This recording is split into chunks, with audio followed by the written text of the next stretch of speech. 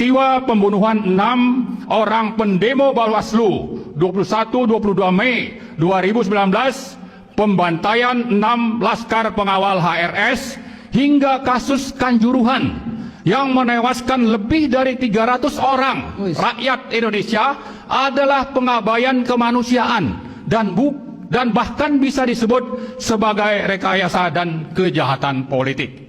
8. Lahirnya Kepres nomor 17 2022 tidak menjelaskan siapa kelompok yang mana yang telah melakukan pelanggaran HAM berat dan siapa yang menjadi korban.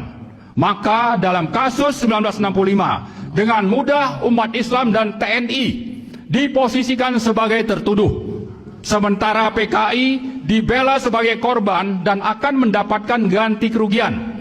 Kemudian dengan terbitnya Inpres nomor 9 2023 sebagai tindak lanjut dari Kepres 17 2022 semakin memperjelas kejahatan rezim Joko Widodo kepada PKI yang sudah dibubarkan melalui TAP MPR.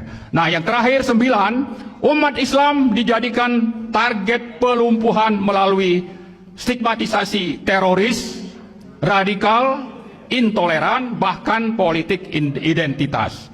Moderasi beragama disampingkan untuk sekularisasi, pengembangan nilai, dan deislamisasi. Sementara pragmatisme, mistisisme, hedonisme, dan masyawilisme tambah berkembang menjadi-jadi. Nah, menimbang dan memperhatikan berbagai permasalahan di atas, kami dari Forum Nasional untuk Daulat Rakyat dengan ini menyatakan: 1. Menuntut Presiden Prabowo untuk menjalankan kekuasaan dan pemerintahan sesuai Pancasila, Konstitusi, dan Daulat Rakyat, serta konsisten melaksanakan apa yang disampaikan dalam pidato pelantikan sebagai Presiden di Gedung MPR tanggal 20 Oktober yang lalu, sekaligus membebaskan diri dari cengkraman politik oligarki nepotis Joko Widodo.